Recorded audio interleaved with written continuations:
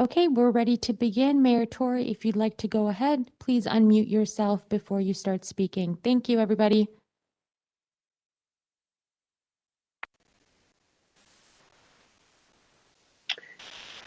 Well, thank you very much, and may I wish everybody a good morning and say how pleased I am to be here today with my colleague Jennifer Mckelvey, the councillor from Scarborough, but also the chair of the Infrastructure and Environment Committee, under whose domain all of this construction work happens. And of course, today is the day we've marked traditionally in the spring of each year as the kickoff of construction season. It is said half jokingly, but only half, I think, that we have two seasons in Toronto, winter and construction, and that is going to hold true again for 2021. But it's part of the price of trying to move the city forward and trying to make sure that its growth is kept up with by the infrastructure that we have in place to make sure people can go about doing their business and live their lives and doing their business. Last year, the city delivered a record-breaking $1.080 billion in capital projects. And it goes without saying, this is a remarkable achievement and a testament, I should say, most of all, to the city staff and to the efforts that the city staff make in conjunction with all of our contracting partners to make sure that we can safely and effectively carry out this work, notwithstanding the considerable extra pressures put on us by the COVID-19 pandemic that took place, of course, throughout most of that year. I want to particularly single out the leader of the group that executes on all of this, our chief engineer, Michael DeAndrea, and his team. But there are many others involved, but Michael and his team lead in the process of getting this work done, getting it done effectively and efficiently. And I want to thank him for his efforts and his team in that regard, delivering on promises we've made to the people of the city of Toronto. This year is going to be no different. And that stems from a very keen commitment and desire that I had from the day I formed a new administration here to lead an administration which gets things done that need to get done. 100-year-old plus water mains need to be replaced. The alternative for too long, when they were postponed over and over again, was that those very same water mains would burst in the wintertime and other things would happen that would cause inconvenience and unsatisfactory circumstances for the people of the city of Toronto. Aging bridges must be replaced. Streetcar tracks have to be replaced in the interest of safe, reliable public transit, and intersections must be rebuilt in order to be safer for pedestrians. And that's not even to mention all of our efforts on things like basement flooding. Notwithstanding temporary inconvenience, and there is an inconvenience to this work, no question about it. We spend a lot of time now, as Mr. DeAndre would tell you, in which I'm involved personally, trying to minimize the inconvenience by trying to make sure that we space and time these kinds of projects over a spectrum across the city and indeed across the calendar. But we do face limitations because of our climate and just because of the urgent need to get so many things done. We need to ensure that the infrastructure keeps up with the city's growth, and that has to be something that is at the top of the list, along with all of these other considerations. This year, I'm happy to announce with my colleague, Councillor Jennifer Mckelvey, that the city will invest more than $1 billion once again to renew and upgrade transportation and water infrastructure in the city of Toronto. And this investment will fund a busy schedule of investments of all kinds across the city, a few of which I will outline for you this morning, as will Councillor Mckelvey. The $446 million of this $1 billion is budgeted to rehabilitate and improve transportation infrastructure across the city, and that includes $154 million on reconstruction and resurfacing of roads, such as the massive amount of work that we're doing reconfiguring and reconstructing the Queensway Roncesvalles intersection. And that's a gigantic project that's going to take quite a long time and is frankly going to cause some dislocation for people, but it simply has to be done for reasons that relate to transit and pedestrians and cars and a host of other cyclists, and the result will be better, as I'll outline in just a moment. $88 million will be spent on maintaining our expressways, and this is a wide variety of work that simply has to be done on these assets. $37 million will be spent on constructing and improving sidewalks and cycling infrastructure. $27 million on Vision Zero infrastructure and the city's road safety plan to increase safety for all road users. And $140 million to rehabilitate bridges and culverts and other transportation infrastructure across the city. In addition, The city is investing approximately $616.5 million to renew and upgrade Toronto's aging sewer and water main infrastructure, which includes $240 million to upgrade water main infrastructure and water services across the city, $98 million on sewers to upgrade them and to keep them operating properly, $150 million on basement flooding to protect against flooding as a result of some of the severe weather that we're now seeing on a much more regular basis, unfortunately, due to climate change, $128 million on storm management projects, including the Don River and Central Waterfront Program, the largest and most significant stormwater management program in the city's history. This particular project is a significant climate change mitigation project, which will not only allow our city to cope better with these storms that we're now facing, these severe summer storms, but also it will help us in accelerating the elimination of the overflow of sewage that goes into Lake Ontario. And I have committed myself and the city administration to significantly accelerating the program that would see us basically eliminate any such overflow of sewage into Lake Ontario in the interest of clean water and just sensible behavior in a much shorter period of time than was previously the case. One of the biggest construction projects in 2021 that's been years in the making is the work that I referred to earlier that is being done to completely revamp the Queensway Roncesvalles intersection, or what we've come to call Kqr. The city and the TTC are reconfiguring this complex intersection and rehabilitating the Parkside Drive Bridge in order to improve the overall infrastructure in the neighborhood, enhance road safety, and bring nearby streets to a state of good repair. So it's a very complex project involving a lot of roads, a lot of streetcar tracks, a lot of cycling and pedestrian infrastructure all at the same time. And that's what we've been trying to do, of course, is to do these things at the same time. The work will cover the intersection at Kqr itself, the roadway on the Queensway from Parkside Drive to Roncesvalles Avenue, the roadway on Roncesvalles from Queen to Dundas West, the rehabilitation of the Parkside Drive Bridge, and the construction work has already started. And I guess this is the bad news part of this. It's expected to be completed in August of next year, but not before August of next year. Such is the complexity and the big scale of this project.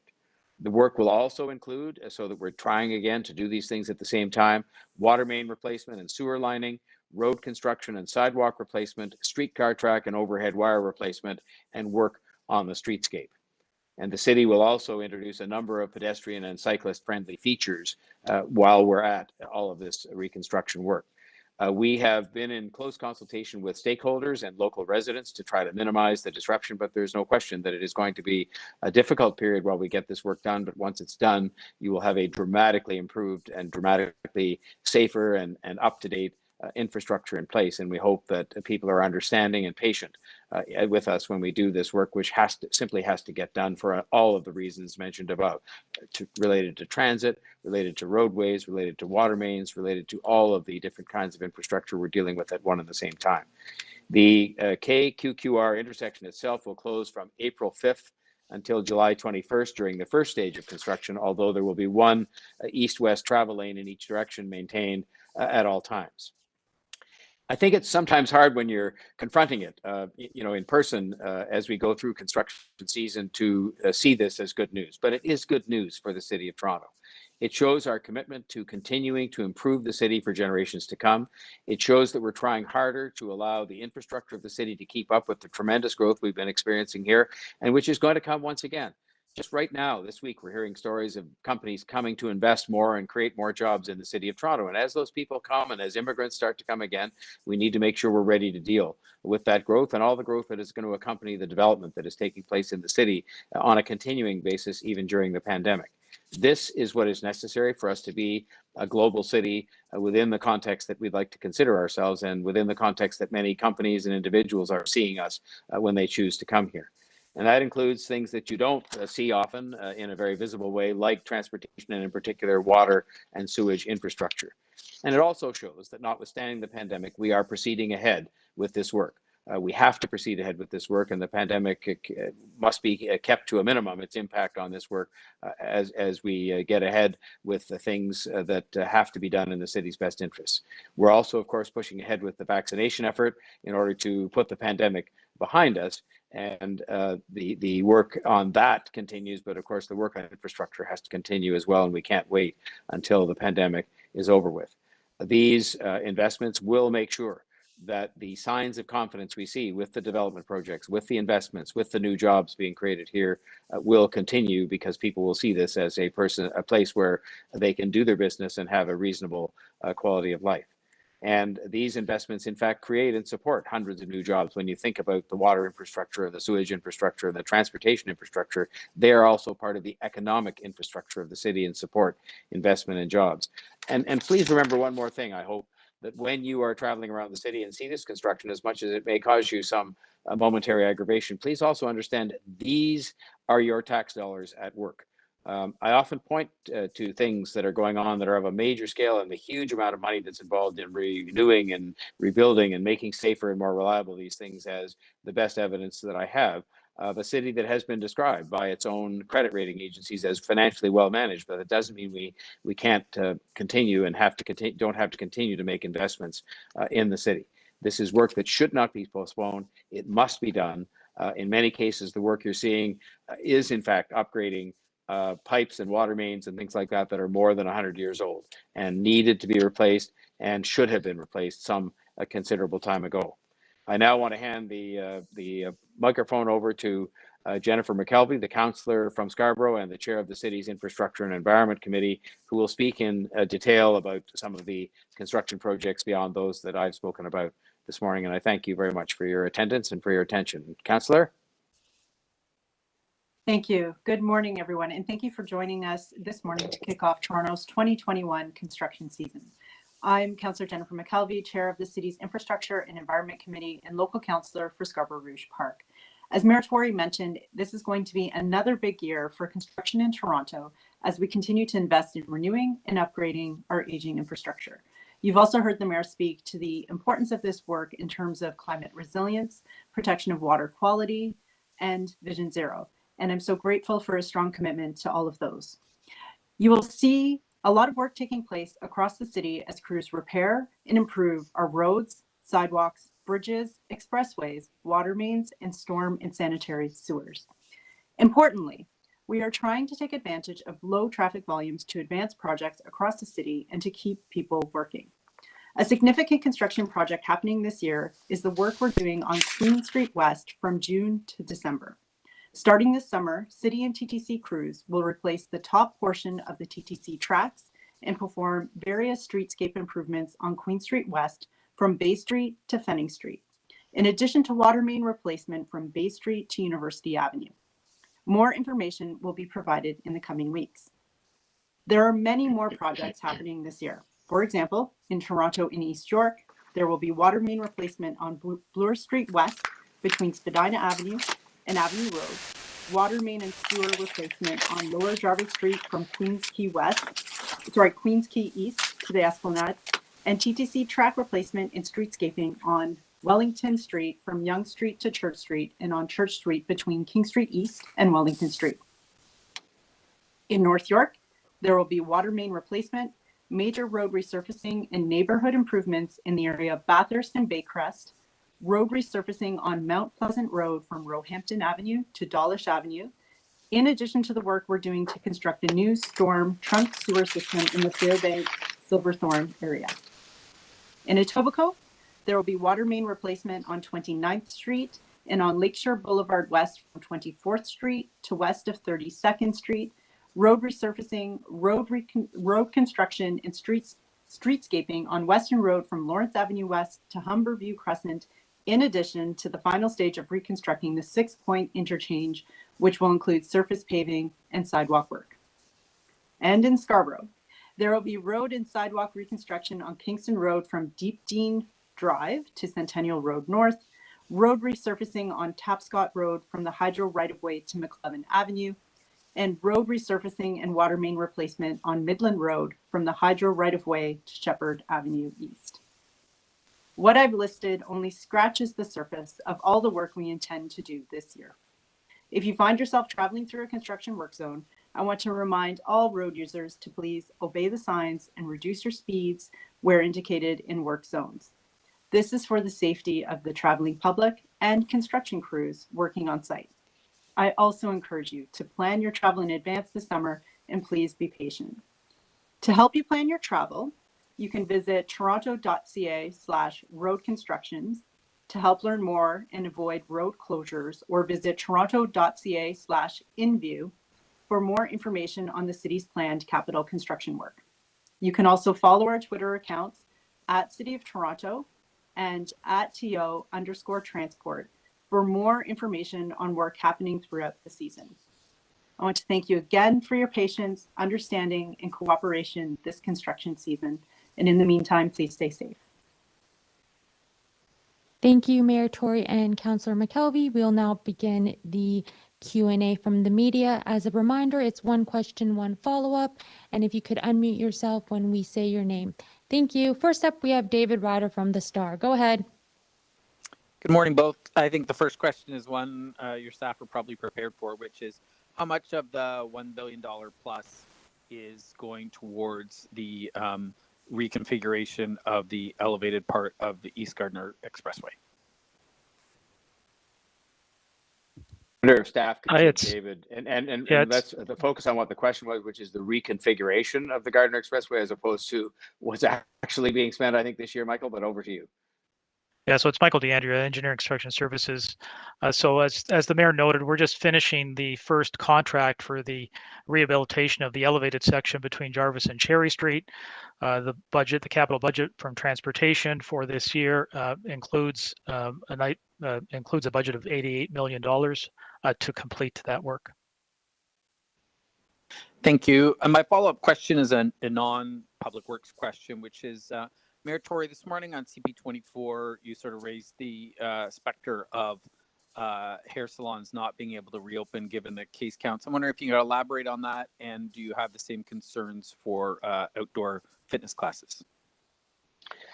I don't have the same concerns with respect to anything that's happening outdoors, only because the health experts have told me that while nothing is, 100% COVID proof, that outdoors are activities of all kinds, whether it's the outdoor dining or the outdoor fitness, is a lot, safer than indoor. And so what I meant to say this morning and did say, in fact, was that the government quite deliberately and I think sensibly named a date, April the 12th, for the personal care businesses to reopen, but that I don't think people should, absolutely, set their watch to that, because we have a very serious health situation on the go at the moment. It continues to be on the go. It continues, in fact, to deteriorate to some extent, and that requires all of us at the City of Toronto level, at the provincial level, to be looking at this on a day-by-day basis. And while we're certainly hopeful that lots of things can be reopened as a means of moving towards, a more normal life as the spring unfolds, that we have to keep people's health paramount and have to take a cautious approach. And I make no apology for the fact that I'm an advocate for a cautious approach to all of this reopening, and that means a day-by-day re-examination. And so the question was, would it be for sure that these places would reopen on April the 12th? And I said, no, nothing's really for sure these days, because the situation is so fluid and the situation is so disconcerting. So I was merely, giving an honest answer to how I feel, and I think how others have indicated they feel just about a situation that you have to take day by day. Thanks, David. Next up, we have Anne Gaviola from Global News. Go ahead, Anne, and just remember to unmute yourself. Will do. Thank you very much. So, Mayor, I'd like to get your reaction to today's news that Reddit is going to be setting up shop here in Toronto and its decision to have a physical office in the financial district. I have had to continue throughout the pandemic on trying to attract jobs and investment to Toronto, and I'm just thrilled when companies with a big name like this, a global brand, decides to locate in Toronto. I'm thrilled that they're coming here and they're going to set up engineering teams and sales teams and use Toronto as their base to do that in this country, Canada, which is their third biggest market, and they picked Toronto. And I'm encouraged at the same time that companies like Pinterest and Uber are expanding their workforces here. They're out there hiring right now. And so my job is to get this infrastructure built, the transportation, water, sewage. It doesn't sound very glamorous, so that when these companies come here, as they will continue to do, and I'm determined, we're looking right now at doing virtual trade missions. Since we can't travel anywhere, we'll do it online and make Zoom calls on people to say, we want you to come to Toronto. We need you to come to Toronto. I'm praying, obviously, for that border to be reopened as soon as is sensible from the standpoint of health, so that we can continue to have the people coming here, the best and the brightest from around the world, because all the right stuff is still here. The fact that they're locating in the financial district is not a surprise to me, because this is one of the best places in North America to locate your business and to locate jobs. People want to work in downtown Toronto. And we've got an adjustment to go through as we return people to the downtown and as they become more comfortable and confident coming to the downtown. And we've got a group that I'm a co-chair of with Jan De Silva and others that are hard at work in making sure that happens. But at the end of the day, I'm not surprised they picked downtown, because it's a great place to invest, it's a great place to create jobs, and it's a great place to work and to live. My follow-up question, and you touched on this, is this part of a bigger trend that we're seeing in terms of these giant tech companies, Uber, Pinterest, Twitter, TikTok, expanding their presence in Canada and specifically in Toronto? You know, we're the best in the world, maybe Canadians are, and it's one of our endearing qualities at being modest and at selling ourselves a bit short. This is one of the most attractive places in the world for companies that are focused on technology to come. And it is because we have such a great pool of smart people here created by our fantastic education system. But we also have a great quality of life. And then there's critical mass, you know, where we have one company, Reddit, coming here will beget somebody else to come here. And the same with our great sort of system of financial services and so on. These are big, respected, globally scaled industries. And so they're going to continue to attract the best and the brightest from around the world. That's why I'm so bullish about how good the recovery is going to be once the pandemic is over with. So that's why we got to get people vaccinated and obey the public health rules, because I just think we're going to be, you know, back in the situation where we're growing strongly again once we put the pandemic behind us. But it's very significant news on a continuing basis, because it'll allow us to pick up where we left off before the pandemic. Thank you, Anne. And next up, we have Matt Bingley from Global. Go ahead, Matt. Hi, good morning. My question is probably for Michael D'Andrea. I'm just wondering, every year we hear about those 100-year-old water mains. I'm wondering what percentage of those ones in the city have actually been replaced now. Thank you for your question. It's a good question. I don't know the answer to that. I'll have to confer with our colleagues in Toronto Water when we get back to. I think just to punctuate the point, that we've got a number of mains that are being replaced. These are Victorian mains. The one that really stands out, for example, is one on Bathurst Street. It's 146 years old. We've got another one on Bloor Street that's 145 years old, just to help punctuate. But that in of itself, we have a few other mains that are well over 100 years old that are again are in the plans for replacement this year. So we've got a number of them. And just to follow up on the Vision Zero figure, I think you said it was just about $35 million, Mayor Tory. I'm just wondering if someone can just sort of tell me what the bulk of that money will be going towards this year. I think Barbara Gray is on the line, and she can probably help us with that. Yep, Barbara, if you want to unmute yourself. Thank you. Sure, thanks. So we have a number of projects on Vision Zero this year. A lot of small intersection improvements that are assisting with pedestrian safety. We have some signal enhancements that are quite significant in terms of improving mid-block connections for people. Many of the things that were identified in the Vision Zero plan that are supporting cycling and pedestrian access and connectivity in the system, and places where we've seen that safety is an issue where we want to make sure we're enhancing safety. So those are how we're driving those projects. Okay, and that was the last question. Lavin, So sorry, go ahead. I just would like to ask Michael D'Andrea to clarify something, because I listened carefully to David Ryder's very first question. He talked about the reconfiguration of the Gardiner, which I take to be the part that has been much discussed to the east. And then you mentioned, Michael, quite correctly, the $88 million figure. Could you describe the work, because you also refer to the elevated portion of the Gardiner, which goes considerably to the west of the part that is much discussed. Could you just talk about the next phases of work that the $88 million will pay for in 2021, and exactly sort of where that is, because I don't think it has as much to do with the reconfiguration of the Gardiner. And maybe you could just elaborate so that David would be clear on what the money is being spent on this year. Okay, thank you. I'll try to clarify then, Mr. Mayor. So the $88 million goes towards the completion of that first section of the elevated section, the section that is under construction now, the rehabilitation between Jarvis and Cherry Street. So that was the first tranche of significant work on the rehabilitation of the Gardner. So that is due to be completed very soon, and traffic reinstated. Our plan is for April. Separate and apart from that, we have some other work taking place for the section further to the east from Cherry Street to the DVP, and that work is in the pre-engineering stage. And this is again to advance the reconstruction of that section, supporting council's decision on the hybrid 3 option.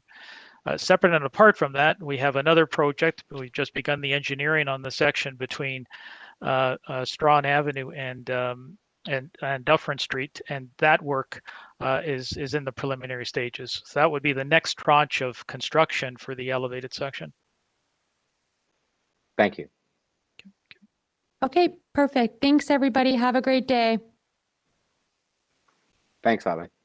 Thank you, everybody.